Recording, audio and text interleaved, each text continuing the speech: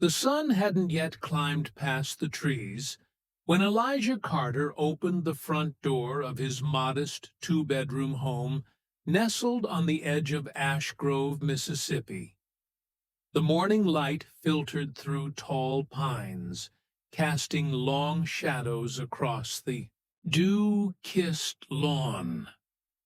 Birds chirped cautiously, as if sensing something was off. He squinted at the glint of something swinging in the wind. At first, he thought it was a fallen branch caught in the tree. But as he stepped forward, barefoot, still, holding his coffee mug, his breath caught in his throat, there it was, a noose, rough, thick rope, carefully tied, hung from the oldest oak tree on his property, the kind of knot that didn't come from an accident. It was deliberate, intentional, violent, a warning. He stood still, didn't yell, didn't curse, just stared. Let it sink in. "Daddy," his heart twisted at the sound of her voice.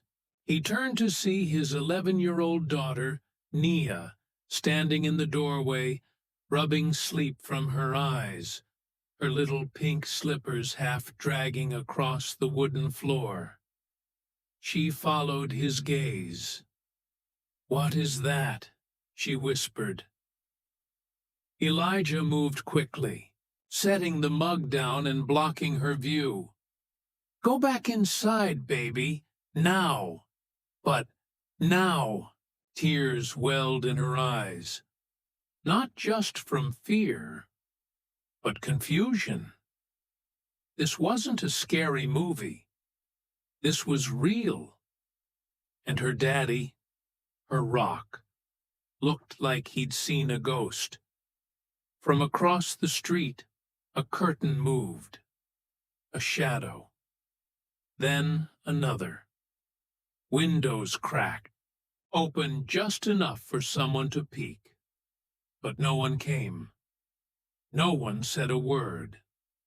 They were watching. He felt the weight of every hidden eye pressing down on him. He'd tried so hard to blend in, to stay quiet, to keep his head low for Nia's sake, but silence was no longer protection. It was surrender. And Elijah Carter wasn't a man who surrendered. He slowly reached up, untied the noose, and coiled it around his arm. The rope was old, rough against his skin, but the rage boiling in his chest was fresh. He wasn't going to the police. Not yet. First, he was going to remember who he used to be. Ash Grove, Mississippi, was the kind of place people passed through on the way to somewhere more important.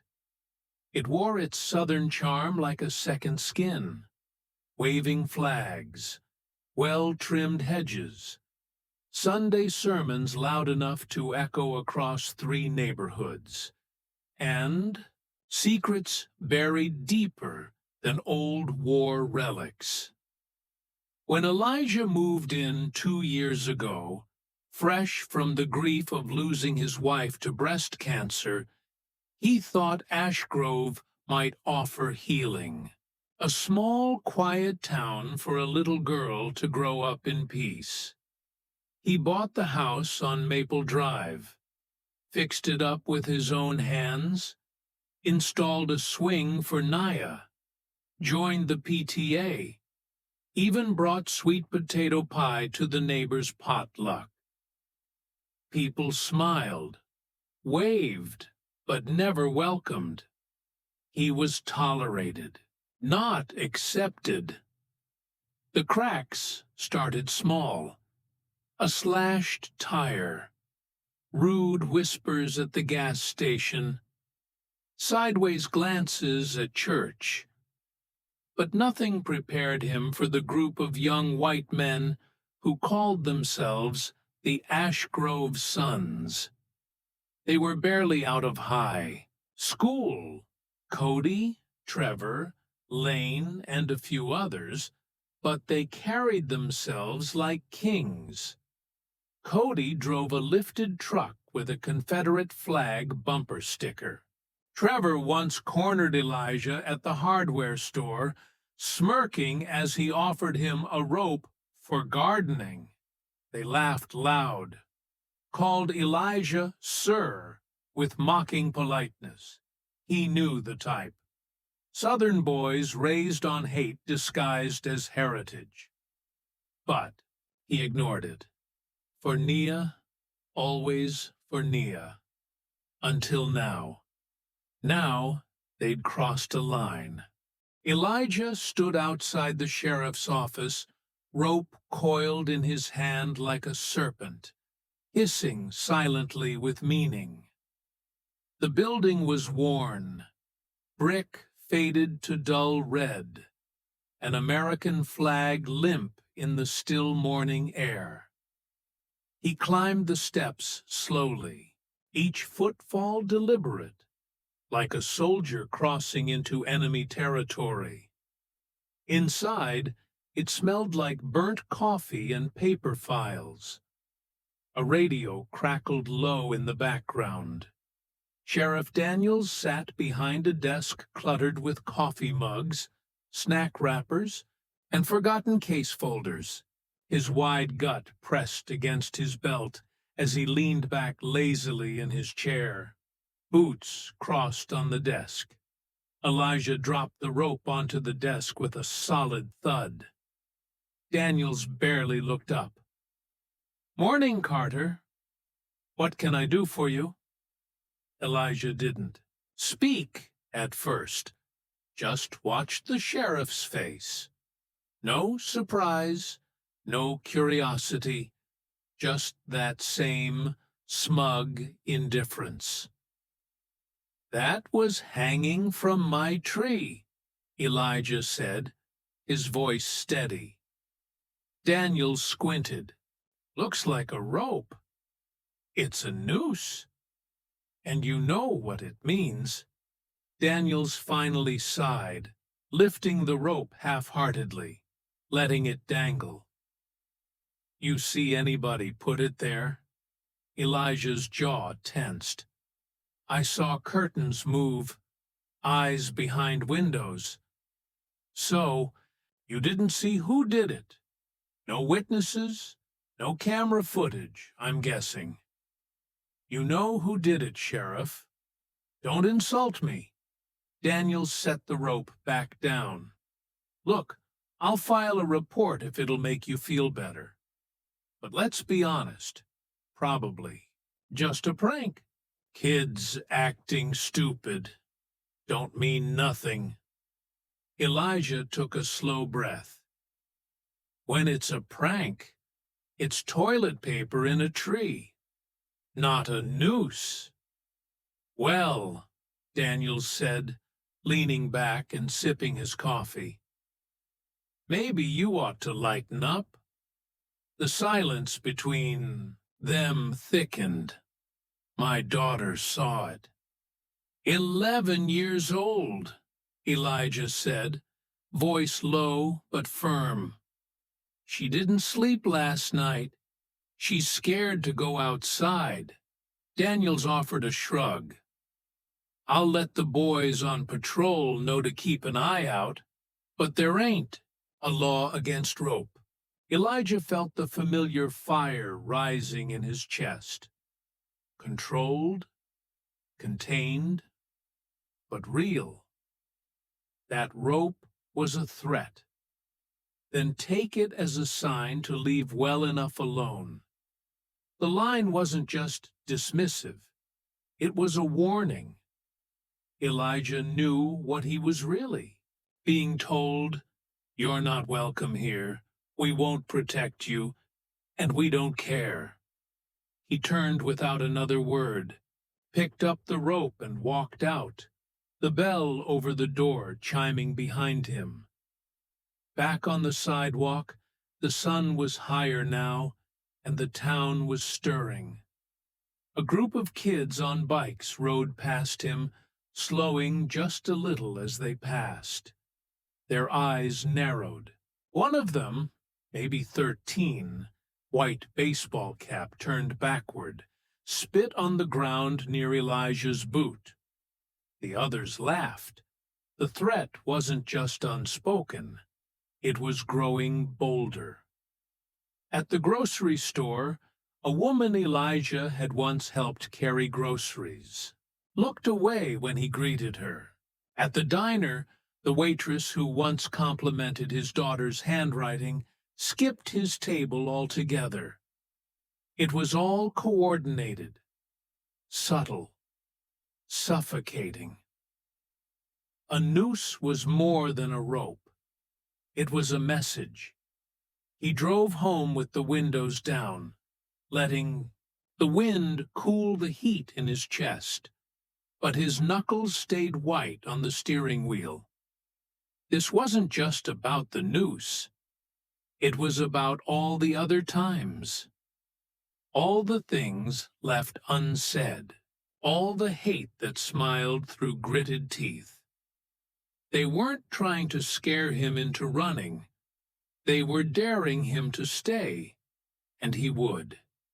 He owed that to Naya, and to the man he used to be, the one who didn't flinch, didn't bow, and didn't beg for justice. He would not go to war, but he would prepare for one. The Georgia sun burned hot and merciless the day Elijah buried his brother. Thomas Carter had been just 19, with a bright smile and a stubborn streak, when someone found his body swinging from a tree outside the old cotton mill. The police called it suicide. Everyone else knew better. The same boys who whispered slurs in the halls were the ones who drank behind the mill on weekends. No arrests, no investigation, just silence. The pain had etched itself into Elijah's bones. That was the day he stopped believing in justice. The day he realized the law didn't care about boys who looked like him. The next morning, he enlisted. Boot camp stripped him down, but it couldn't erase the fire in his chest. In the Marines, he found discipline, precision, learned how to move through shadows, how to wait, how to strike only when necessary. By 25, he was Black Ops. No name, no records, no mercy. But the ghosts never left. They followed him to Iraq, to Afghanistan, to Somalia. Whispers in his sleep, screams behind closed eyes. He wore the uniform with pride, but he never forgot why he put it on. Thomas. Always Thomas. Then came love. A nurse named Deidre, who saw the man beneath the Iwan-O uniform. Her laugh could scatter the shadows. Her hands steadied the shaking. She gave him a daughter, his anchor, his hope. When cancer took Deidre, Elijah came undone.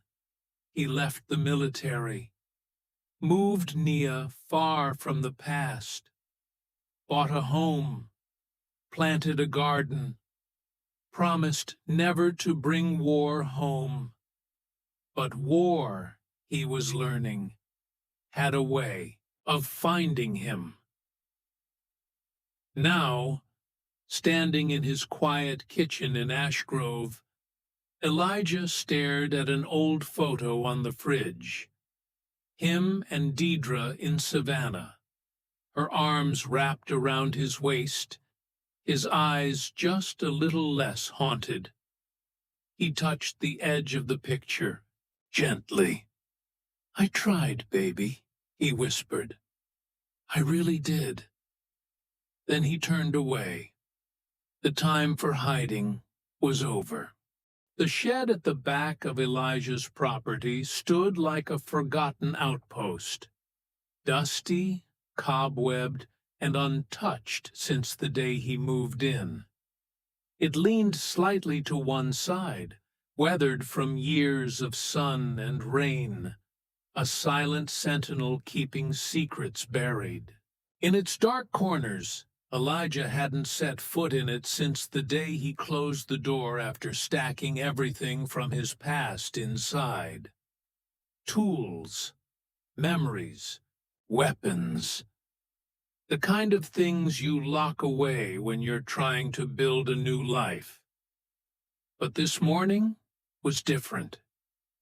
He stepped out of the house in silence, not even bothering to finish the coffee in his mug. Nia was still asleep. He'd kissed her forehead softly before slipping out, just like he used to before missions. He needed her to rest. For at least one more day, she didn't need to see this side of him.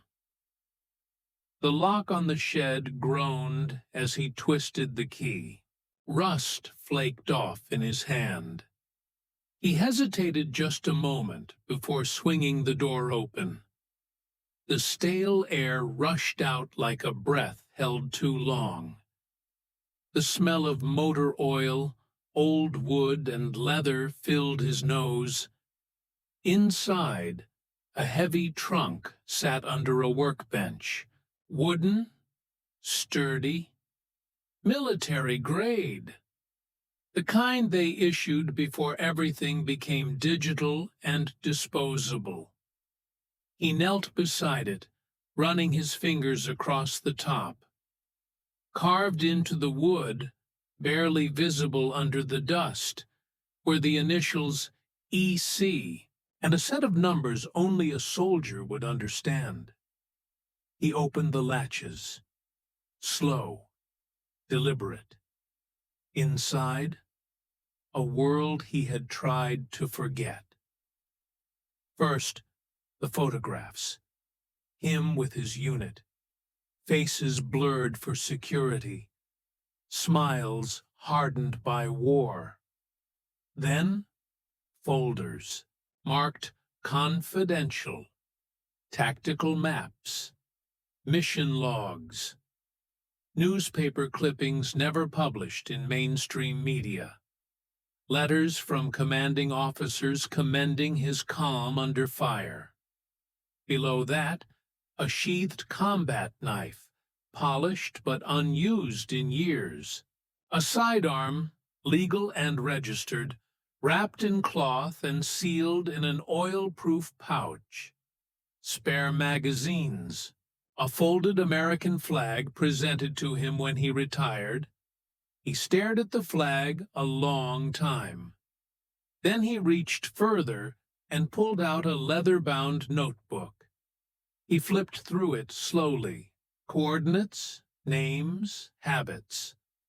It was his old recon journal, filled with the kind of intel only someone trained to disappear could collect. He wasn't planning war.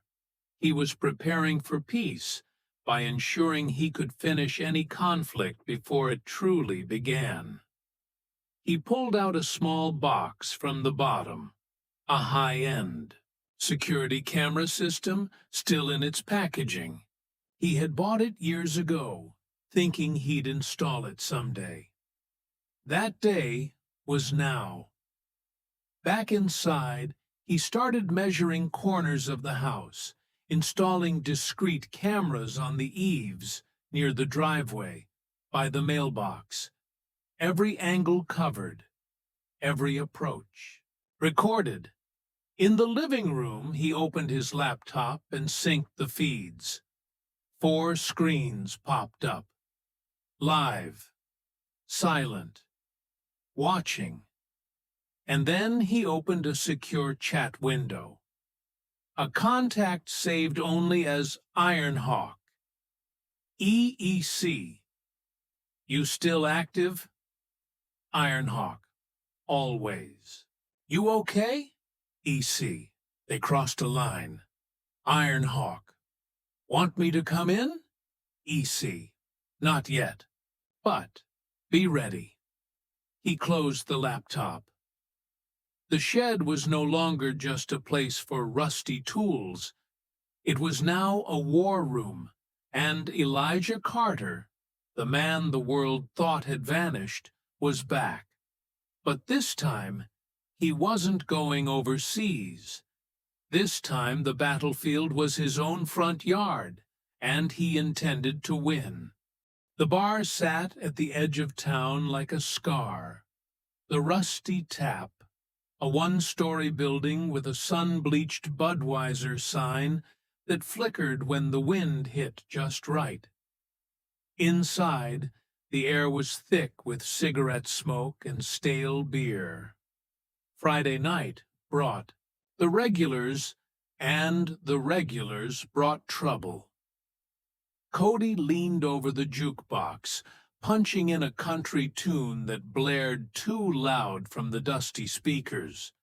Trevor and Lane were at the corner table, laughing like they had just won something. "Did you see his face?" Trevor chuckled, taking a swig from his bottle. "Bet he didn't sleep all night. Man probably cried into his Bible." Lane smirked. Cody returned to the table, dropping heavily into his seat. "Y'all really think he's gonna do something? Man's soft. He walks his kid to school and bakes cookies. Ain't nobody worried about that dude." The bartender, a grizzled man with a limp and cloudy eyes, said nothing as he cleaned a glass slowly. But someone else did speak.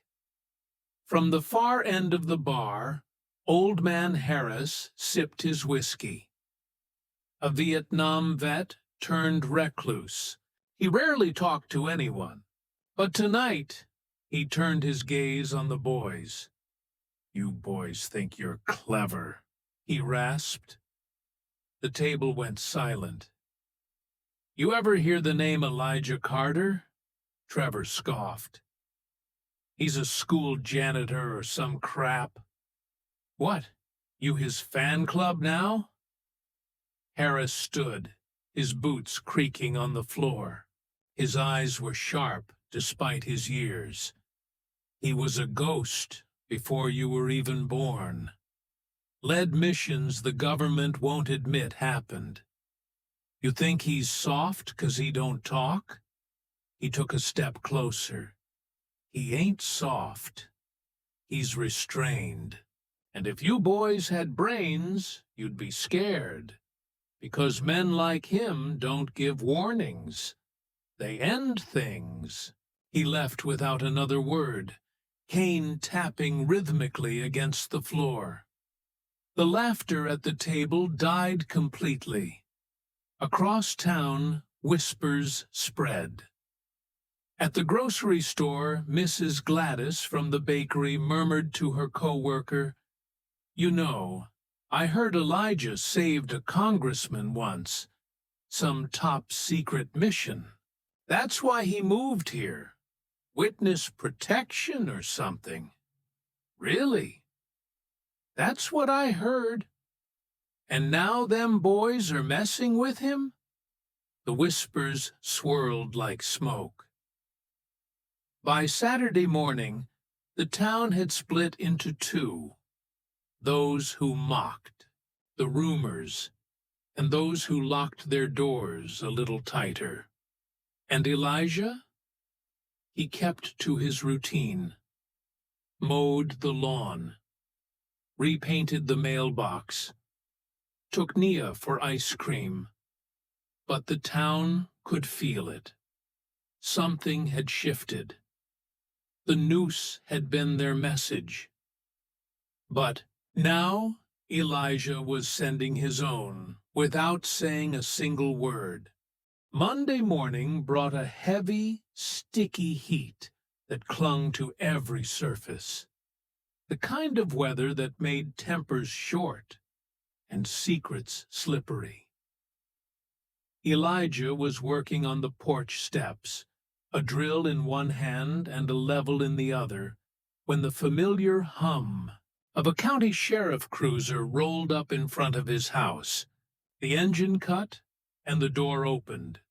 Deputy Rowe, young, fresh out of training, nervous in the way men were when their badge didn't match their courage. He walked up slowly, hand resting casually, but not too casually, on his belt near his holster. "Morning, Mr. Carter," he said, voice rehearsed. Elijah didn't look up right away. He tightened a screw, wiped his hands on a cloth, and finally stood to face the deputy. "Something I can help you with?" Rowe shifted from one foot to the other. "Just following up on your report from last week. The, incident with the rope." "Your sheriff already dismissed it," Elijah said. "Called it a prank." "Yeah, well..." Rowe scratched the back of his neck. "Some folks in town are a little on edge. Rumors going around." Elijah arched an eyebrow. "Rumors?" "That maybe you're not who people think you are." A long pause stretched between them. Elijah turned and walked into the house. Rowe blinked in surprise, but before he could step forward, Elijah returned, holding a single photograph encased in glass. He handed it to Rowe without a word. The young deputy looked down. It was a photo of Elijah in full military gear, standing shoulder to shoulder with a general outside a crumbling compound. Dust in the air, helicopters in the background, the kind of photo you didn't find on Google. "I didn't start this," Elijah said quietly, "but I'll finish it if I have to." Rowe swallowed hard. His posture changed. "I just wanted to make sure things stay peaceful," he mumbled. Elijah nodded slowly. "So do I." Rowe handed the photo back, a little more carefully now. As he walked back to his cruiser, he didn't look over his shoulder. He didn't smirk. He just got in, shut the door, and drove away. Inside the house, Elijah stood by the window, watching the dust trail fade. He knew that visit wasn't about safety. It was a test. And now they knew Elijah Carter wasn't just another man on Maple Drive.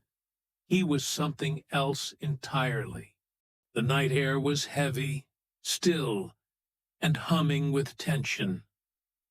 Crickets chirped in the brush, and a distant dog barked once, then fell silent. Elijah sat in the living room, lights off, sipping tea that had long gone cold. Outside, his home looked dark, lifeless, like no one was inside, but he was there, watching, waiting. The motion sensors flickered to life at 1:13 a.m.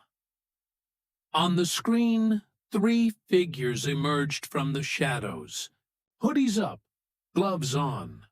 One carried a can of spray paint, another a crowbar. The third, tallest, dragged a baseball bat behind him like a lazy predator. Cody, Trevor, Lane. Elijah recognized their builds, even in the dark. They crept up the driveway.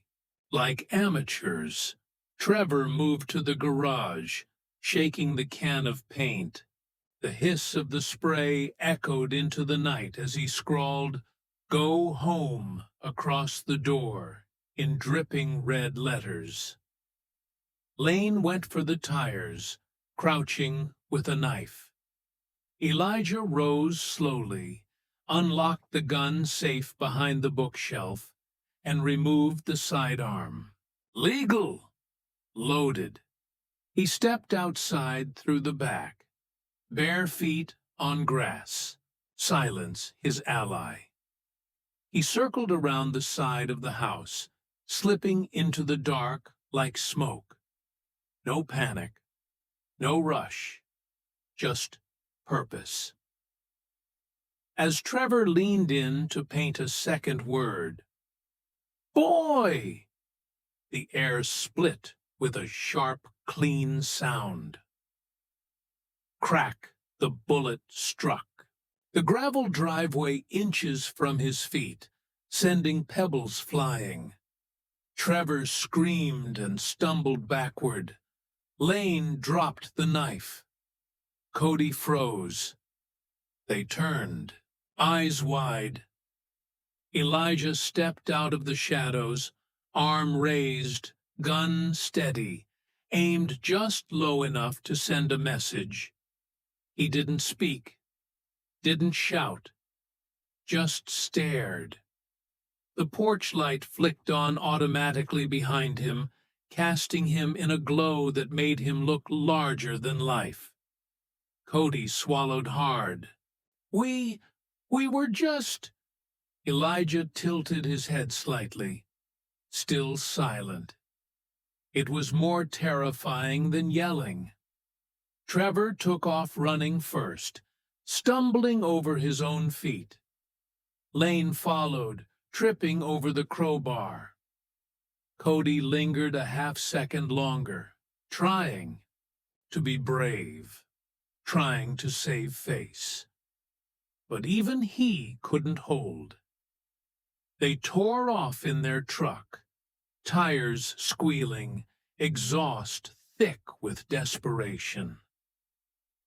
Elijah stood still for another minute, let the silence return. Then, calmly, he holstered the weapon, walked back inside, and locked the door. No calls to 911, no statements to file. He didn't need the law. He'd become the line they would no longer cross. Back inside, Naya stood at the RD, top of the stairs, her small frame wrapped in a blanket, eyes wide. "Daddy?" He looked up at her, guilt flashing across his face for a moment. Then he said gently, "It's over. Go back to sleep." But they both knew it wasn't over. Not yet, just beginning. The morning after the warning shot felt colder than usual. The house, though physically untouched, carried a different energy now, an invisible heaviness that clung to the walls like smoke.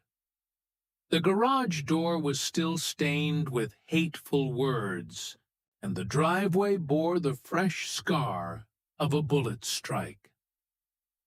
Nia sat at the kitchen table, clutching her cereal spoon, but not eating.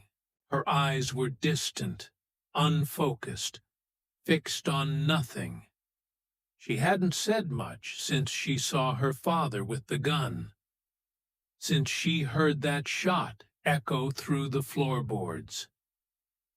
Elijah moved through the kitchen, quietly making coffee, his every motion careful, measured. He could feel her watching him. "Daddy," she said finally, her voice fragile. "Did you mean to hurt them?" He paused, staring at the steaming pot. "No, but you had a gun." "I did." "Why?" He sat down across from her, folded, his hands on the table. "To protect you. to make sure they knew they couldn't just come here and hurt us without consequences. Her lip trembled. I don't want you to be like them. I'm not like them. You had a gun. He closed his eyes. He felt every one of her words like knives. I didn't fire at them, baby, he said gently. I fired near them. I needed them to understand I'm not afraid. She sniffled. But I'm afraid. That broke him. Elijah reached across the table and took her hand. I never wanted you to be, he whispered. That's why I moved us here. That's why I tried to stay quiet, tried to play it safe. She looked up at him, eyes shimmering. Mom wouldn't want this, he nodded. I know. You promised her. No more violence. I promised. Her. I'd keep you safe. Silence stretched between them. Finally, Nia pulled her hand away. So, what happens now? Elijah leaned back, eyes heavy. Now, I make sure they can't hurt anyone else. And I do it without becoming the monster they want me to be. Nia stared at him. How? He stood, walked to the window, and looked out at the quiet street. That's the part I'm still figuring out. She came up beside him, small hand reaching for his. I don't want you to get hurt, Daddy. He looked down, eyes softening. Neither do I. Outside, the town moved on like nothing had happened. But inside their home, a choice was being made. Not one of fear, not one of rage, but one of control.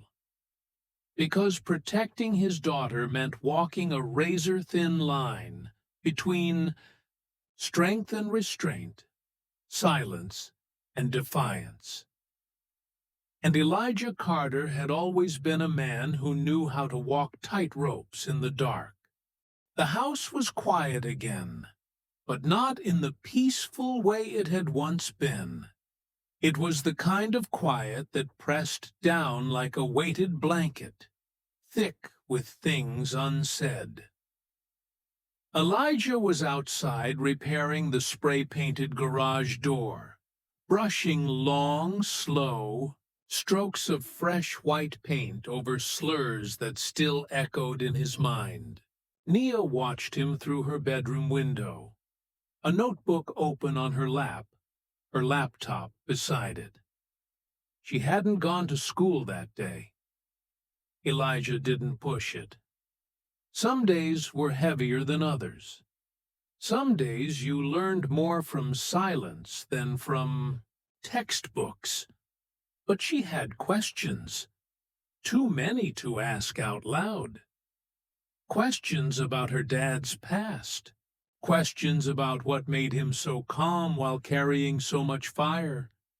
She opened her browser and typed his full name, Elijah Carter, U.S. military. At first, there wasn't much. A few public service articles, a LinkedIn page that hadn't been updated in years. But then she noticed something. An archived newsletter from a military base in Germany. Captain Elijah Carter receives commendation for leading a successful hostage rescue mission in Aleppo. She clicked. The article detailed a nighttime operation to recover 6 American engineers captured by militants. It mentioned terrain maps, strategic infiltration, minimal casualties, maximum efficiency, and her father was the one in charge. Another link, another article. This one even more classified. A forum discussing ghost teams used by U.S. intelligence. Carter was part of an unofficial Black Ops unit, one commenter wrote anonymously. He made decisions that ended wars before they started. If he's in your neighborhood, either you're extremely lucky or someone else is about to be very unlucky. Nia leaned back, stunned. She thought about the man who cooked pancakes, intimidate, the morning and triple-checked the front door at night, who walked her to school and kissed her forehead every evening. And now she realized he wasn't just protecting her from the world, he was protecting the world from what he could become. Downstairs, Elijah stepped inside, wiping his hands on a rag. She met him at the bottom of the stairs, laptop still open. "I found you," she said softly. He froze. She turned the screen toward him. His face, his uniform, his legacy. "I didn't want you to find that," he said after a long moment. "Why not?" "Because I didn't want you to grow up in fear, or thinking that solving problems meant turning into a weapon. But you are one." He sighed, sitting down on the bottom step. "I was, for a long time."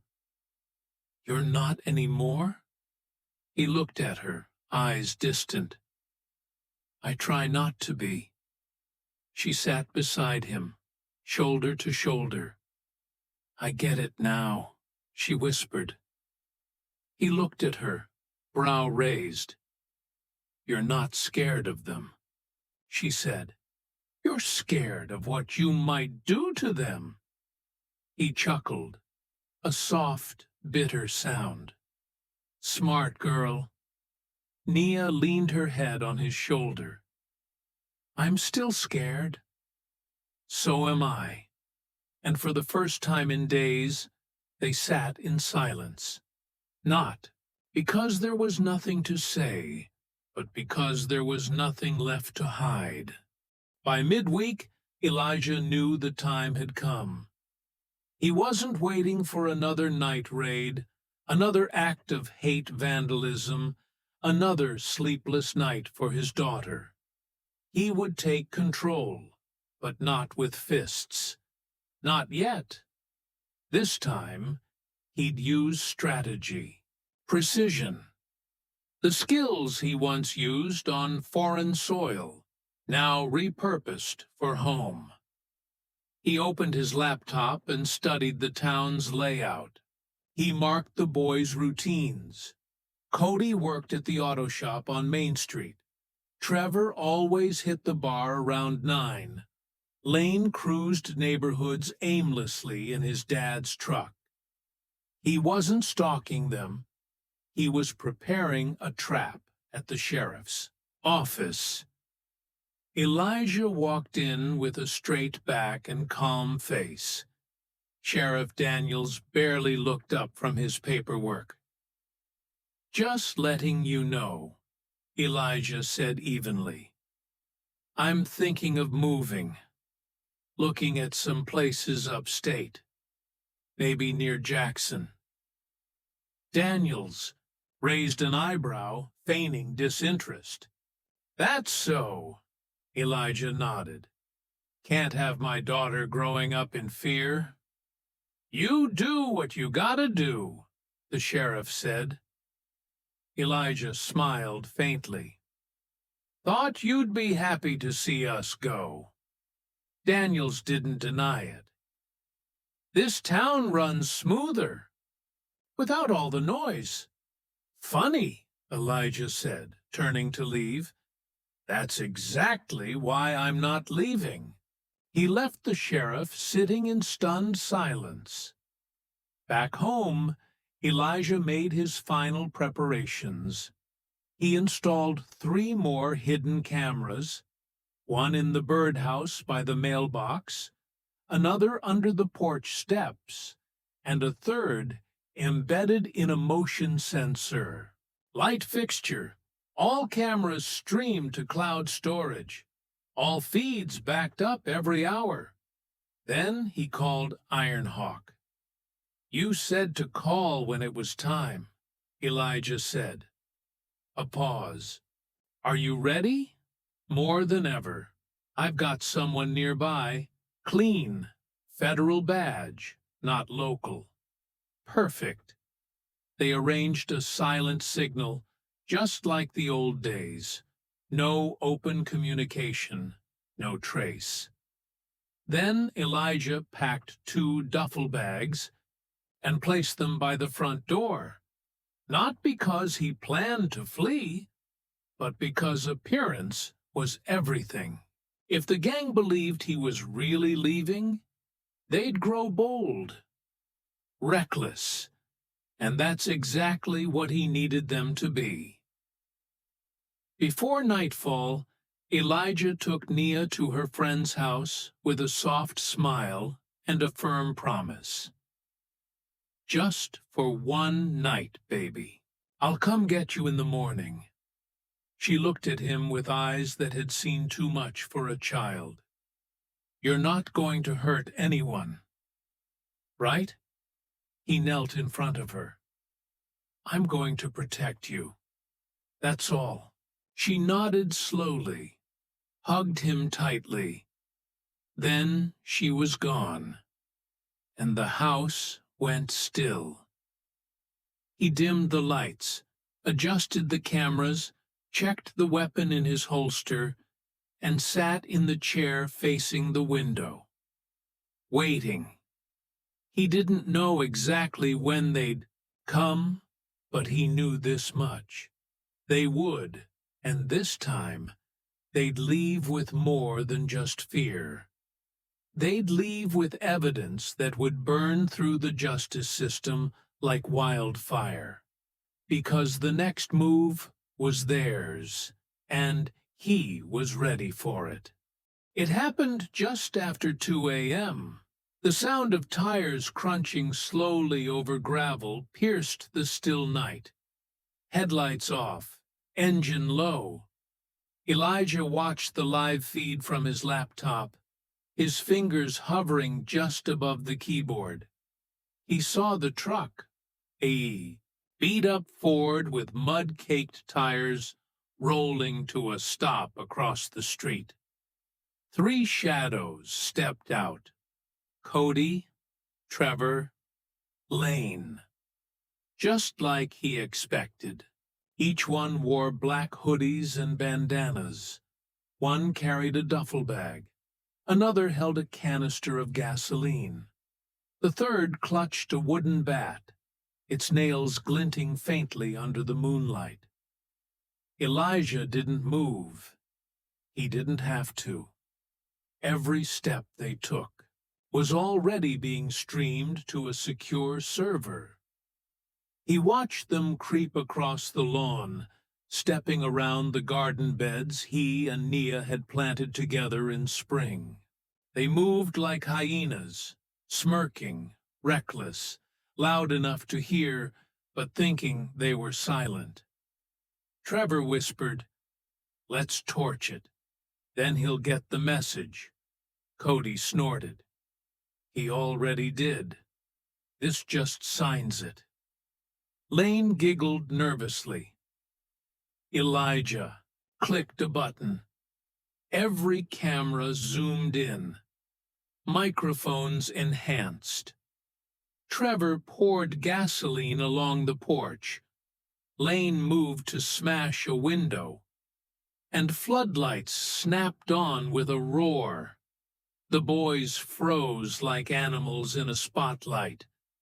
Then a voice, calm, low, commanding, came from hidden speakers all around them. "Drop everything. Put your hands in the air. Now." They spun, confused. "What the hell?" Red and blue lights exploded down the street. 2 unmarked SUVs screeched to a halt in front of the house. Doors flew open. Men in tactical gear emerged, silent, fast, practiced. Cody tried to run. He didn't make it 2 steps before he was tackled to the ground. Trevor went for the truck, but was met with a taser and a set of cuffs. Lane froze, pissed himself. Didn't even move when they zip-tied his wrists.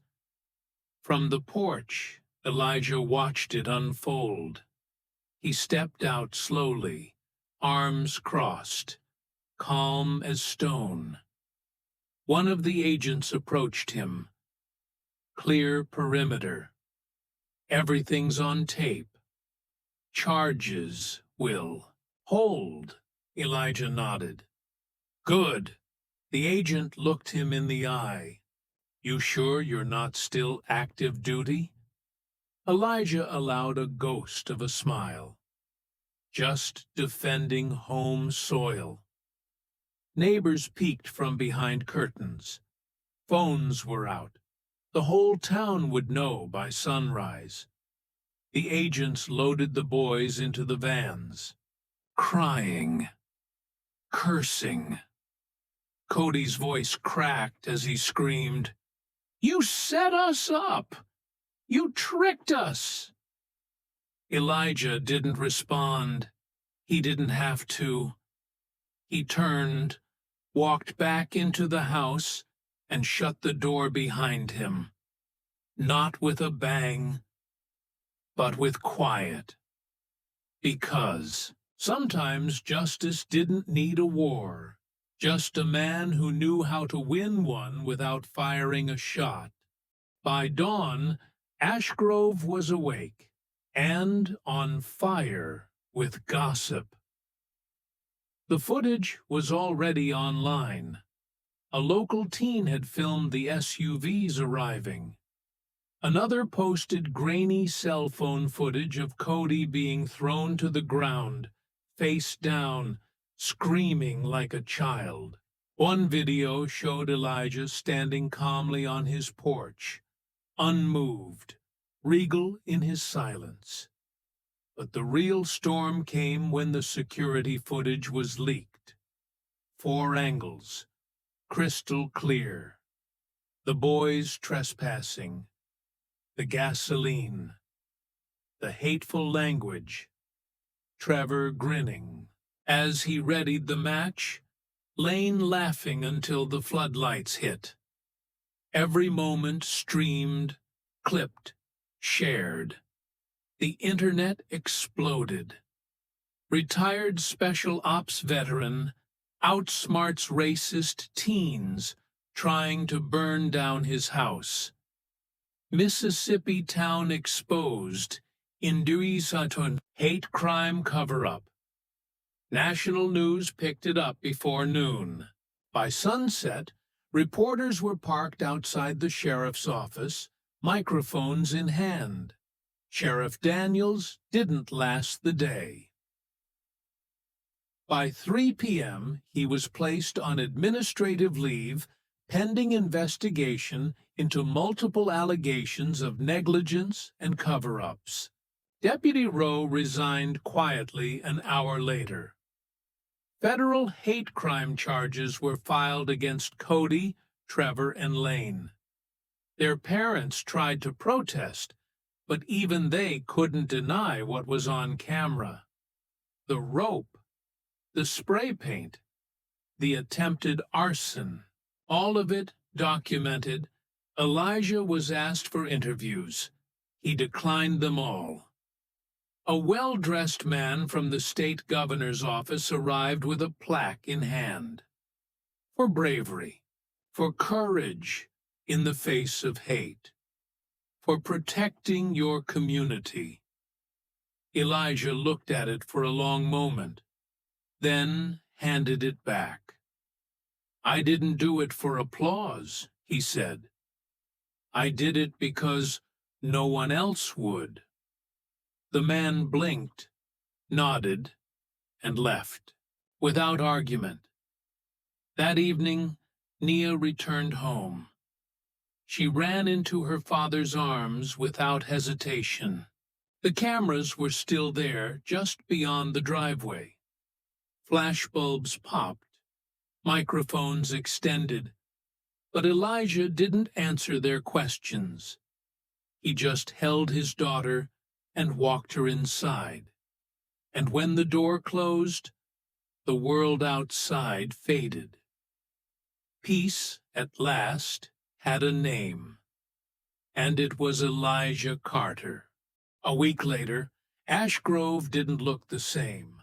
Not because the houses changed or the streets were repaved, but because the silence that once protected hate had been shattered. It started small. An elderly white couple from 2 blocks down knocked on Elijah's door one morning, holding a pie and an apology. "We should have said something when the noose went up," the man said, his voice shaky.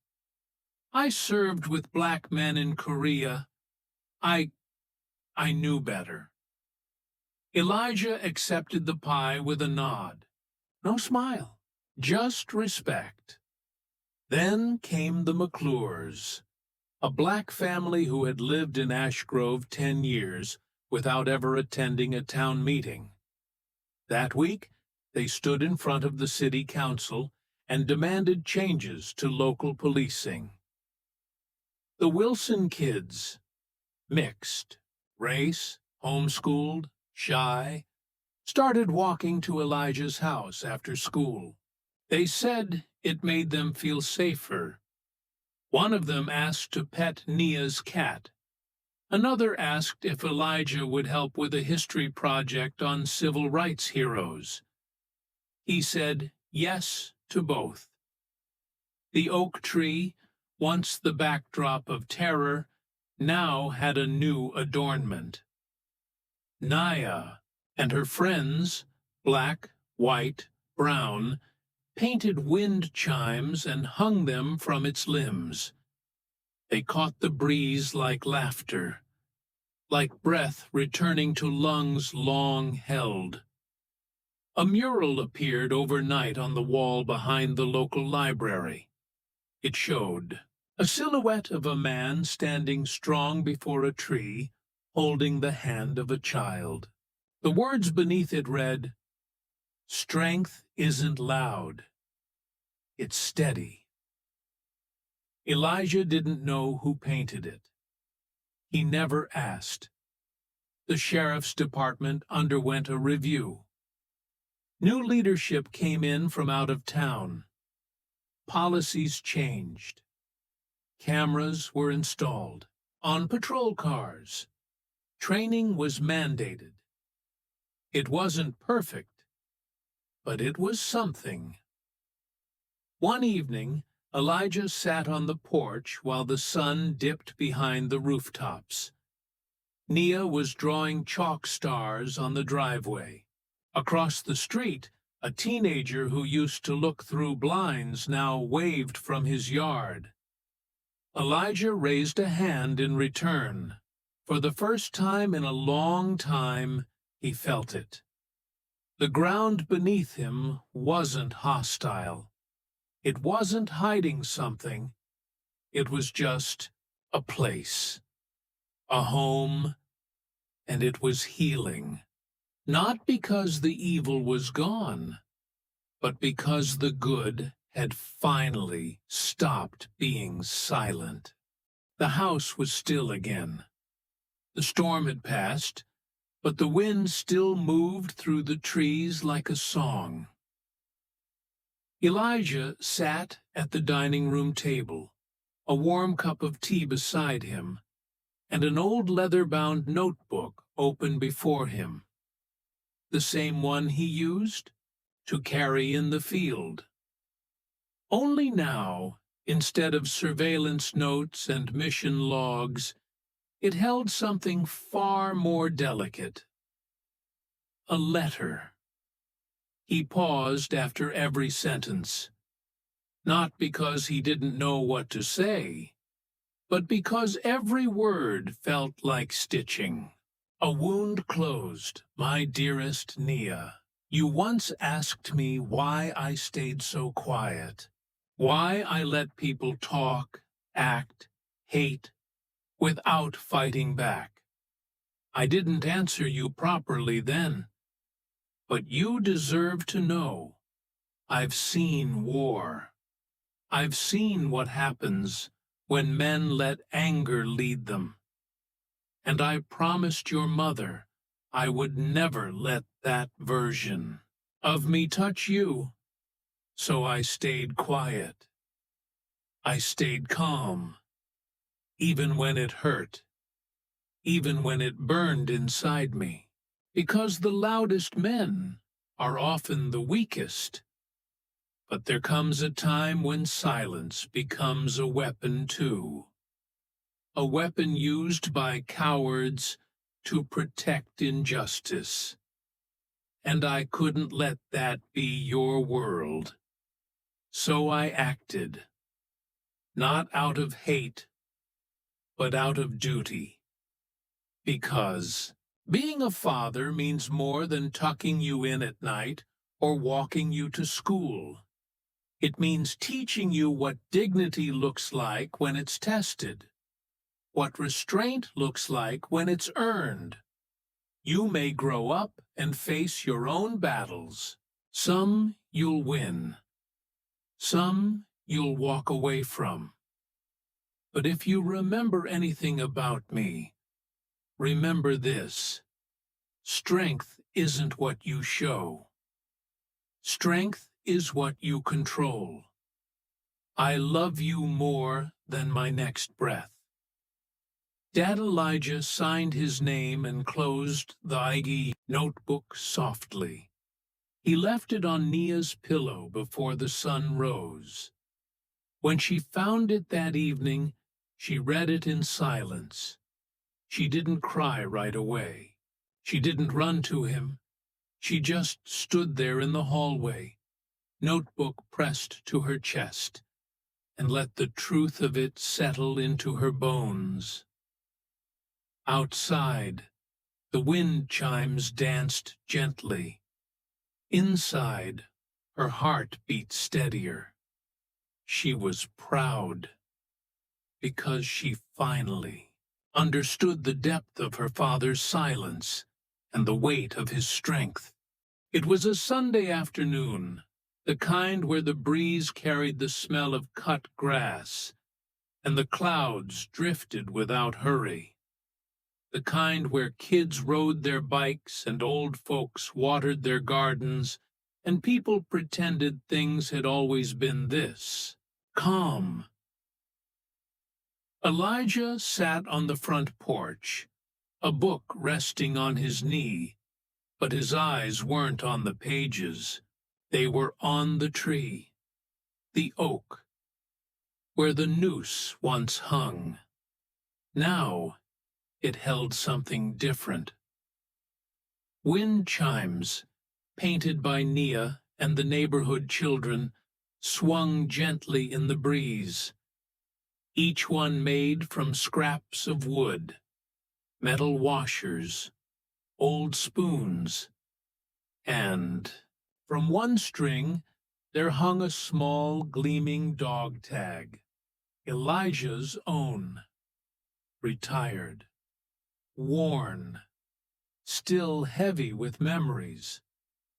The chime it made was deeper than the others, less a ring, more a reminder.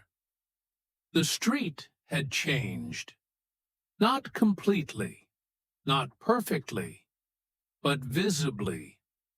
People who once crossed the street now offered hellos. Some brought food, others offered tools or helped mow the lawn. A slow reckoning, a fragile peace. Nia ran down the driveway, laughing with a friend from school. Two girls, one white, one black, linked by nothing but joy. Elijah smiled as they passed, feeling a warmth that couldn't be explained by the sun alone. He looked out over his yard, the garden blooming again, the paint on the garage fully dry. No more slurs, no more threats, just home. And he thought about all that had happened, all he hadn't said, all he didn't have to. There would be no medals, no official commendation, no monuments in his name. But none of that mattered, because the enemy had been silence, and he had broken it, without rage, without revenge, just with resolve. And that, he realized, was heroism too. Not the kind written in books, but the kind carved into the hearts of daughters who grow up unafraid. He took a sip of his tea, leaned back in his chair, and closed his eyes as the wind chimes played softly. A soldier at rest, a father fulfilled, a quiet hero, at last, at peace.